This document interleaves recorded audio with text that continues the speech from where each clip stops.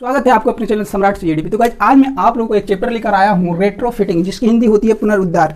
पुनरुद्धार शब्द का अर्थ क्या होता है? किसी भी भवन में आई टूट फूट या जो क्षतिग्रस्त हुए उसको पुनः पहले जैसे बनाना, पुनः पहले जैसे झटके सहने योग्य बनाना, ये हमारा रेट्रोफिटिंग कहलाता है। इसमें एक हमारा अमिता वर्मा करके स्टूडेंट था जो एक कमेंट किया था कि जब हम philosophy of building resistance design बता रहे थे तो उसमें भी बताए थे कि उसकी जो फिलॉसफी होती है 3 प्रकार से होती है, क्षीण भूकंप, मध्यम भूकंप और तीव्र भूकंप के आधार पे। तो उसमें हम बताए थे क्षीण भूकंप में क्या होता है कि हमारी जो हल्के पुल्के उसमें जो झटके आते हैं, जैसे पुट्टी गिर गई और प्लास्टर गिर गए, किनारे पे मुड़ जाना, तो उस प्रकार के क्षीण भूकंप के अंतर्गत आते हैं। और जो क्षीण भूकंप के अंतर्गत आते हैं उसे हम क्षीण भूकंप के अनुसार उस बिल्डिंग का डिजाइन करते हैं। लेकिन ये नहीं बताए थे कि ये जो हमारे झटके आते हैं उनका हम पुनः निर्माण करते हैं, उन्हें पुनः सुधार करते हैं, उसके आधार पर हम बिल्डिंग को डिजाइन करते हैं, बट उसे हम बनाते नहीं हैं। ये नहीं उसमें बताया गया था। हाँ, उसको बनाना संभव होता है, लेकिन इसमें क्या है, रेट्रोफिटिंग में डिफरेंट क्या है कि जो रेट्रोफिटिंग होती है उसमें जो पुनः झटके जो आए हैं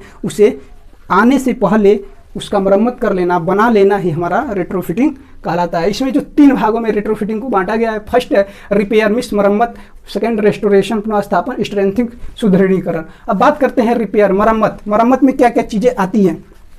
जैसे किसी भी बिल्डिंग में मरम्मत, जो बिल्डिंग में जो चीज़ें लगी हैं ना, जर्नल सामान्य प्रकार की चीज़ें, इसको 2 भागों में बांटा गया है, कॉस्मेटिक रिपेयर और स्ट्रक्चर रिपेयर। कॉस्मेटिक रिपेयर में आ जाएगा कि भाई पेंट, उस पर जो पुट्टी लगी है, जो डिस्टेम्पर लगे हैं, उस प्रकार की कॉस्मेटिक रिपेयर में आ जाएगी। और स्ट्रक्चर रिपेयर में आपकी आ जाएगी कि भाई जो आपकी विद्युत जो इलेक्ट्रिसिटी की पाइपें है, वाटर सप्लाई की पाइपें डाली गई है, इनका टूटना।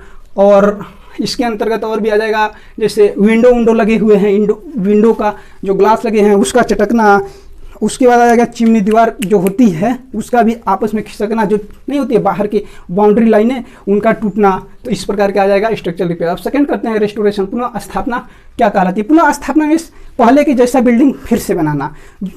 अगर कभी आपकी भूकंप आई, अगर भूकंप के कारण आपकी जो बिल्डिंग है वो गिरी, तो भूकंप आने से पहले उस बिल्डिंग को पहले जैसा स्ट्रेंथ देना ही पुनः स्थापना कहलाता है। अब बात करते हैं स्ट्रेंथिंग, सुदृढ़ीकरण किसी का। सुदृढ़ीकरण का मतलब यह सुधार करना कि उस बिल्डिंग को हम क्या करेंगे, जो बिल्डिंग है उसमें हम ज्वाइंट जाकर चेक करेंगे कि भाई आपकी एक कॉलम है, कॉलम और बीम की ज्वाइंट कैसी है, बीम टू बीम की ज्वाइंट कैसी है, कॉलम टू कॉलम की ज्वाइंट कैसी है, कॉलम टू वॉल की ज्वाइंट कैसी है। इन सब का सुधार करके इन सब का देखेंगे इसमें क्या स्ट्रेंथ की कमी है, इन सबको करना ही हमारी सुदृढ़ीकरण कहलाता है। ठीक है। अब पॉइंट है आपका रिपेयर मटेरियल और रेट्रोफिटिंग मटेरियल। इसकी हिंदी होती है मरम्मत हेतु पदार्थ। जो मरम्मत हेतु पदार्थ होते हैं वो देखिए यहाँ पे 4 पॉइंट, इसको 4 भागों में बांटा गया है। Injection ground, bonding, injection ground है और बॉन्डिंग एजेंट है, replacement and jacketing material, external reinforcement. इसमें जो फर्स्ट पॉइंट इसे यहाँ पे लिए हैं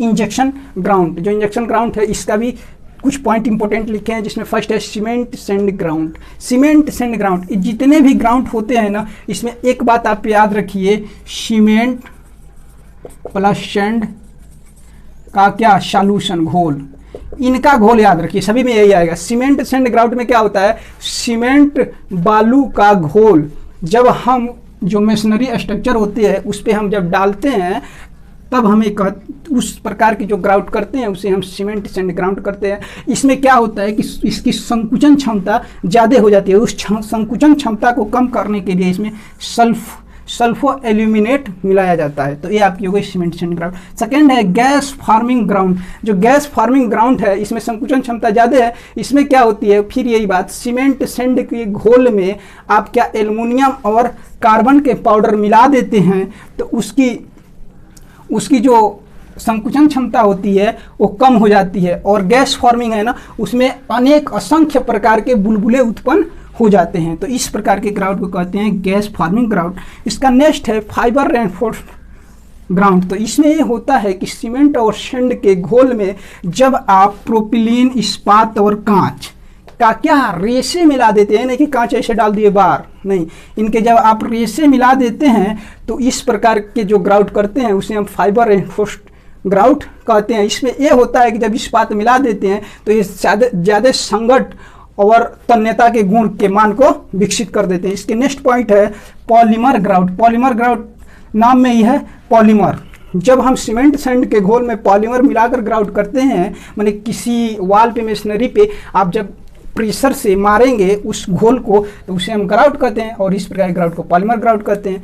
इसकी सेकंड पॉइंट है वो है बॉन्डिंग एजेंट। बॉन्डिंग एजेंट हम किसे कहते हैं? जब हमारी नई कंक्रीट और पुरानी कंक्रीट की सतह या इस्पात की सतह और कंक्रीट की सतह के मध्य जो बॉन्ड देने के लिए जो मटेरियल यूज होते हैं उसे हम बॉन्डिंग एजेंट कहते हैं। इसमें दो होते हैं, पॉलीमर एंड इपॉक्सी। सेकेंड है मैकेनिकल एंकर। जो पॉलीमर और इपॉक्सी होती है इसकी कैसे यूज करते हैं? जो हमारी कंक्रीट की सतह होती है उसे सबसे पहले हम सैंड ब्लास्टिंग करते हैं। सैंड ब्लास्टिंग करने से इसका क्या होता है, जो सरफेस होती है खुरदुरापन आ जाती है। उसके बाद इसे पानी से धो लेते हैं। पानी से धोने के बाद इसे सुखा लेते हैं। सुखाने के बाद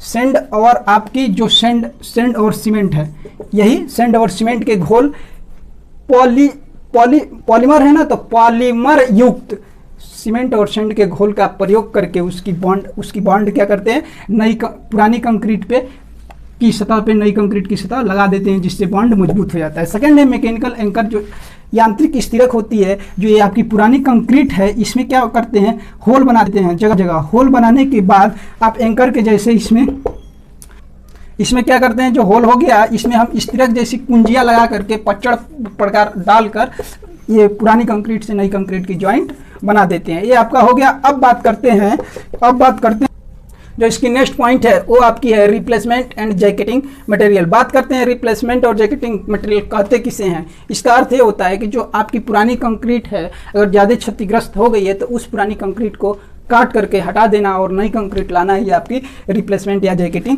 कहलाती है। इसके अंतर्गत क्या क्या आते हैं, ऑर्डिनरी पोर्टलैंड सीमेंट कंक्रीट और मोटार। जो इसकी कंक्रीटिंग करते हैं, पुरानी जो कंक्रीट है उसे हटा करके जब इसका हम करते हैं तब भी हमारी न्यू कंक्रीट आएगी। तो इसमें ये होता है कि इस सामान्य जो कार्य होते हैं, जनरली जो कार्य आते हैं बिल्डिंगों में, वो यही प्रयोग करते हैं। उसके बाद ये सेकंड पॉइंट है आपकी जिप्सम सीमेंट मोटार। इसकी जब इस मोटार की कंक्रीटिंग जब करेंगे तो इसमें वो होता है कि इसकी जमाव काल अधिक हो जाती है। क्या हो जाती है, इसकी जमाव काल अधिक हो जाती है, थोड़ा स्ट्रेंथ कम देती है। तो ये इसके थोड़ा लो लेवल की जो बिल्डिंगें होती है इसमें इस कंक्रीटिंग को करते हैं। एक है क्विक सेटिंग सीमेंट मोटार।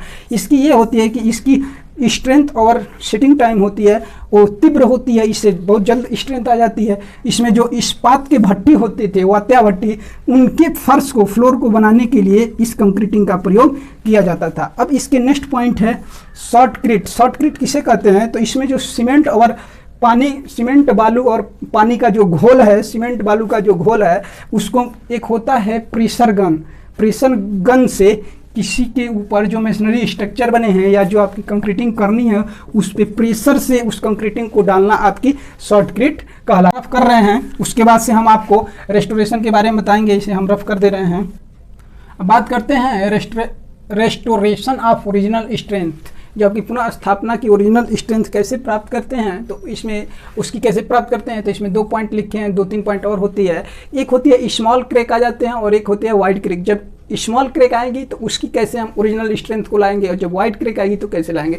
जैसे अगर ये आपकी वाल है तो इसमें अगर स्मॉल क्रैक आ जाते हैं बहुत पतली वाली, तो उसमें क्या होते हैं, जो इपॉक्सी मटेरियल होती है, देखिए इसकी जो क्रैक आएगी उसकी जो थिकनेस रहती है 0.5 से लेकर 5 mm तक की जो थिकनेस होती है वह आपकी स्मॉल क्रैक्स में आती है। इसमें एपॉक्सी नाम की एक मटेरियल होती है, इसे हम सीमेंट सैंड के घोल के साथ क्या करते हैं, इस पर प्रेशर गन से शॉर्टक्रीट ग्राउट कर देते हैं, तो इससे आपकी ये छिद्र भर जाती है, जिससे आपकी स्मॉल क्रैक्स दूर हो जाती है। इसके बाद से बात करते हैं, ये आपकी एक और, मानिए यही वाल है और इस वाल में क्या है, मोटा वाला, यानी 5 mm से अधिक दरारें आ गई है तो उसे हम वाइड क्रैक कहते हैं। इसमें भी एपॉक्सी मटेरियल को लेते हैं और आप मशीन गन से और सीमेंट सैंड के घोल द्वारा आप ग्राउट कर देते हैं। इसकी ग्राउट भर देना ही आपकी क्या कहलाती है, वाइड क्रैक कहलाती है। इसके अंतर्गत और चीज़ें एक आती है, लकड़ी में अगर आपकी दरारें आ जाए तो लकड़ी को क्या करते हैं, जितनी लकड़ी में दरारें आई है उस लकड़ी को ही, मानिए इतना बड़ा है, इतने में आई है, इसको काट कर दूसरी लकड़ी यहाँ पे ज्वाइंट कर देना वो पच्चड़ विधि से, तो ये आपकी इस लकड़ी के ज्वाइंट को दूर कर सकते हैं। तीसरी प्रकार की ये आ सकती है, अगर आपकी जो बिल्डिंगें बनी हैं उसमें जो आपके सरिया हैं उस सरिये को बाहर निकल जाना, कि सरिया बाहर निकल गई तो क्या करेंगे, इस सरिये को काट देंगे और इतनी जो स्पेस बची रहेगी उसमें या तो न्यू बार लगा देंगे अगर नहीं भी बार लगाते हैं तो कंक्रीटिंग कर देंगे तब भी आपकी ये सुटेबल हो जाएगी। अब बात हम रफ करते हैं और इसके बाद से हम आपको ये स्ट्रेंथिंग ऑफ टेक्निक को बताएंगे। बात करते हैं स्ट्रेंथिंग टेक्निक, सुदृढ़ीकरण आपकी युक्तियाँ क्या क्या है। फर्स्ट इसमें दिया है modification of roof and floor, छत और फ्लोर जो होती है फर्श की मॉडिफिकेशन। क्या कहते हैं मॉडिफिकेशन में ये होता है जैसे आपकी ये मानिए कैंची टाइप में आपकी रूफ बनी है, इस पे खपड़ेल जानते हैं ना, खपड़ेल से रूफ बनी है। अगर इसकी टूट फूट होना तो इस खपड़ेल को ही हटा देनी चाहिए और इस पे जो आपकी फाइबर स्ट्रेस की जो होती है, फाइबर स्ट्रेस करके एक आते हैं, उसको यहाँ पे उसकी सीट लगा देनी चाहिए। सीट लगा देने से इसकी तुलना में ज़्यादा स्टेबल हो जाएगी। अब बात करते हैं inserting new wall. New wall का अगर आपका ज्वाइंट करना हो तो कैसे करेंगे, हम देखते हैं अगर ये जो वॉल बनी है इसकी सेंटर ऑफ ग्रेविटी और इस स्ट्रक्चर की जो केंद्र मोमेंट ऑफ इनर्शिया के द्वारा जो केंद्र आ रही है उसकी सेंटर ऑफ ग्रेविटी अगर सभी एक ही पॉइंट पे ज्वाइंट हो तो इसके आधार पे इसके अनुसार इसकी ज्वाइंट अगले जो वॉल होती है उसके इसके सेंटर ऑफ ग्रेविटी के अनुसार करनी चाहिए। तो ये आपकी इंसर्टिंग न्यू वॉल हो गई। इसके बाद नेक्स्ट है, इससे ही करेंगे ना तो ज़्यादा मरोड़ उत्पन्न नहीं होगा और ये बहुत जल्दी से नहीं गिरेगी। उसके बाद है ग्राउटिंग। ग्राउटिंग क्या होती है, अभी मैं बताया कि किसी भी ये वाल है, वाल को इसमें मानिए 2 4 5 6 छिद्र हैं, छिद्र को भरने के लिए आप क्या करेंगे, सीमेंट और पानी के घोल, सबसे पहले पानी के घोल इस पर मारेंगे, धो देने के बाद से थोड़ा सूख जाएगी, उसके बाद से आप क्या करेंगे ग्राउटिंग 1.1 यानी सीमेंट और पानी के घोल को प्रेशर से मशीन गन से मारेंगे तो ये आपकी जो इसमें होल बने हुए हैं, छिद्र बने हुए हैं, वो प्लेन हो जाएंगे, भर जाएंगे, तो वही आपकी ग्राउटिंग होती है। अब बात करते हैं स्ट्रेंथिंग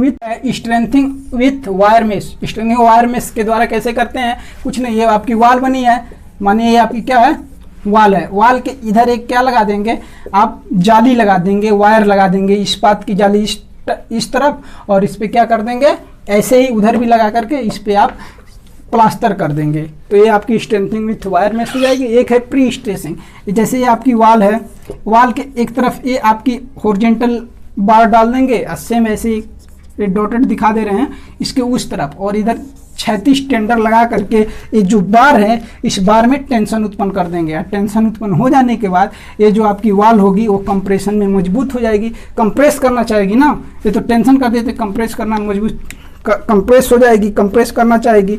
तो इस प्रकार आप प्री स्ट्रेसिंग करके इस वाल की स्ट्रेंथ को बना सकते हैं। आपकी स्ट्रेंथिंग कुछ टेक्निक रही जो आपको बताए। तो इस वीडियो को अच्छा लगे तो लाइक शेयर और कमेंट करें। मिलते हैं नेक्स्ट वीडियो में, तब तक के लिए धन्यवाद।